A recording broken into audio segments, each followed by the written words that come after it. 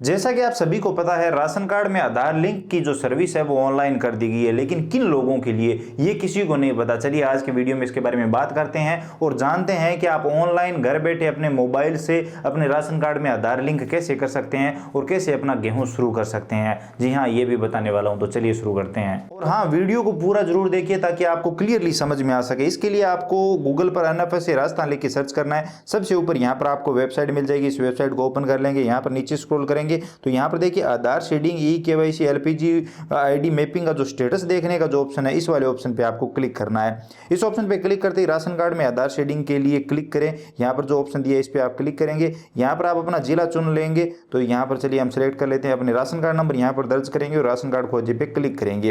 Ration card के सभी सदस्य दिखाई देंगे। जिसके साथ आधार कार्ड लिंक है उसी सदस्य को आपको सेलेक्ट करना है। और अगर आप बाकी सदस्यों के आधार लिंक करना चाहते हैं तो आपके राशन कार्ड में किसी एक सदस्य के साथ तो आधार कार्ड लिंक होना चाहिए, तभी आप लिंक कर सकते हैं। तो यहाँ पर जिसके साथ लिंक है उसके आगे जो चुने लिखा उस पर क्लिक करेंगे, ओके करेंगे। आधार कार्ड में रजिस्टर्ड मोबाइल नंबर पर OTP जाएगा। वो OTP यहाँ पर आप दर्ज करेंगे और सबमिट करेंगे। OTP देते ही यहाँ पर आपका वेरिफिकेशन का काम कंप्लीट हो जाएगा और यहाँ पर आप बाकी सदस्यों के साथ भी आधार कार्ड लिंक कर पाएंगे। लेकिन अगर आपके राशन कार्ड में किसी भी सदस्य के साथ आधार लिंक नहीं है तो आपको वो DS ऑफिस वाला ही सिस्टम काम में लेना होगा।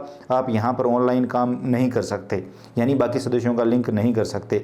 तो अब यहाँ पर आपके परिवार के वो सभी सदस्य दिखाई देंगे जिनके साथ आधार लिंक नहीं है। तो आप एक एक करके उन सदस्यों को सिलेक्ट करेंगे और उन सदस्यों के आधार नंबर भी यहाँ पर दर्ज करेंगे। तो हमने एक सदस्य को सिलेक्ट कर लिया है, इसके आधार नंबर हम यहाँ पर दर्ज करेंगे। आधार नंबर पर OTP भेजे पे क्लिक करेंगे। यहाँ पर OTP जाएगा, ओके करेंगे। आधार कार्ड में रजिस्टर्ड मोबाइल नंबर पर OTP आएगा, OTP देंगे और यहाँ पर आधार शेडिंग सेव करें का जो ऑप्शन है इस ऑप्शन पे आप क्लिक करेंगे। तो यहाँ पर इस सदस्य के साथ जो है आधार शेडिंग हो जाएगी और यहाँ पर बताया जा रहा है कि कल परसों में ये अपडेट हो जाएगा। तो 1-2 दिन का टाइम इसमें लगेगा, लेकिन इस सदस्य के साथ आधार शेडिंग हो चुकी है। इसी तरह से आप बाकी सदस्यों की भी शेडिंग कर देंगे। एक एक सदस्य को सिलेक्ट करते जाएंगे, OTP भेजते जाएंगे और यहाँ पर आप शेडिंग करते जाएंगे। अब यहाँ पर आपको 2 चीज़ें देखनी है। एक तो आप उन्हीं लोगों की यहाँ पर आधार शेडिंग कर सकते हैं जिनके आधार कार्ड में मोबाइल नंबर लिंक है।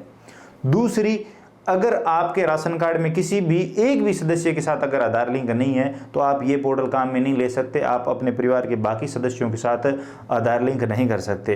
तो आप ऐसा क्यों? तो यहाँ पर समझ लीजिए, कल जब मैं राशन डीलर के पास गया और उनसे बात की तो उन्होंने कहा कि ये सर्विस उन लोगों के लिए दी गई है जो लोग खाद्य सुरक्षा योजना में जुड़ चुके हैं। अगर उन लोगों के लिए दी गई होती जो लोग जुड़ना चाहते हैं तो ये सर्विस ऐसे शुरू होती कि किसी भी सदस्य के साथ आधार नंबर लिंक ना हो, कोई दिक्कत नहीं है, आप इस पोर्टल से लिंक कर सकते। लेकिन अभी आपके परिवार में, आपके राशन कार्ड में कम से कम एक सदस्य के साथ लिंक होना जरूरी है। तो अगर एक सदस्य के साथ आधार नंबर लिंक है तो आप खाद्य सुरक्षा का फॉर्म तो वैसे भी भर सकते हो। तो इसकी जरूरत क्या है? तो इसकी जरूरत है खाद्य सुरक्षा योजना का फॉर्म अप्रूव होने के बाद। खाद्य सुरक्षा योजना का फॉर्म अप्रूव होने के बाद नियमित धारक को ये काम करना है कि वो यहाँ पर परिवार के बाकी सदस्यों की शेडिंग करके और उसके बाद वो सर्टिफिकेट डाउनलोड करके और उस सदस्य को दे जिसने ये खाद्य सुरक्षा योजना का फॉर्म भरा था। क्योंकि आधार शेडिंग के बिना गेहूं नहीं मिलेगा। और अगर आप अपने परिवार के सभी सदस्यों की शेडिंग इस तरह से कर लेते हैं या फिर नियमित धारक से करवा लेते हैं तो आपके सदस्यों का गेहूं स्टार्ट हो जाएगा। यही राशन डीलर का कहना था, क्योंकि गेहूं लेना है तो परिवार के सभी सदस्यों की आधार शेडिंग कंपलसरी है और सभी सदस्यों की KYC भी जरूरी है। तो अब आधार शेडिंग, जो लोग खाद्य सुरक्षा योजना में जुड़ चुके हैं उनको आधार शेडिंग से संबंधित काफ़ी परेशानी आ रही थी, तो अभी ये ऑनलाइन ऑप्शन दिया गया है उन लोगों के लिए, मुख्यतः उन लोगों के लिए जो लोग खाद्य सुरक्षा योजना में जुड़ चुके हैं। अब खाद्य सुरक्षा योजना का फॉर्म भरने के लिए जो DS ऑफिस से आधार शेडिंग हुई है वो 1-2 सदस्य की हुई है। हर राशन कार्ड में 1-2 सदस्य की आधार शेडिंग हुई है और उसी आधार पर खाद्य सुरक्षा योजना के फॉर्म भरे गए हैं। तो बाकी सदस्य तो बच गए, तो उन सदस्यों की शेडिंग यहां पर आप कर सकते हैं। तो अगर आप खाद्य सुरक्षा का फॉर्म पहली बार भरना चाहते हैं और अगर आपके परिवार में कोई भी किसी भी सदस्य के साथ आधार लिंक नहीं है, शेडिंग नहीं हो रखी, तो ये ऑप्शन आपके लिए काम नहीं करेगा। आपको DS ऑफिस से ही करवानी होगी। तो अब आप समझ गए होंगे, क्लियर हो गया होगा। उम्मीद करता हूँ आप समझ गए होंगे और क्या माजरा है और क्यों ये ऑप्शन अभी लाया गया। क्योंकि शुरुआत में लाया जा सकता था, अगर नए लोगों के लिए लाया जा रहा था। ये उन लोगों के लिए जो खाद्य सुरक्षा में आ चुके हैं। उम्मीद करता हूँ आप समझ गए होंगे। आपको वीडियो इन्फॉर्मेटिव लगा होगा। वीडियो पसंद आए तो लाइक करिए, अपने दोस्तों के साथ शेयर करिए। चैनल पर नए हो तो सब्सक्राइब करके घंटी का बटन दबा लीजिए ताकि आने वाले सभी वीडियो और नई नई अपडेट आप सबसे पहले देख पाएं। इसके अलावा अगर आपके मन में कोई भी सवाल सुझाव है, आप और कुछ भी जानना चाहते हैं, बताना चाहते हैं, आपको खाद्य सुरक्षा के फॉर्म में कोई भी दिक्कत आ रही है तो बेझिझक कमेंट सेक्शन में लिखिए। हम जरूर बात करेंगे। एक एक कमेंट में खुद देखने वाला हूँ।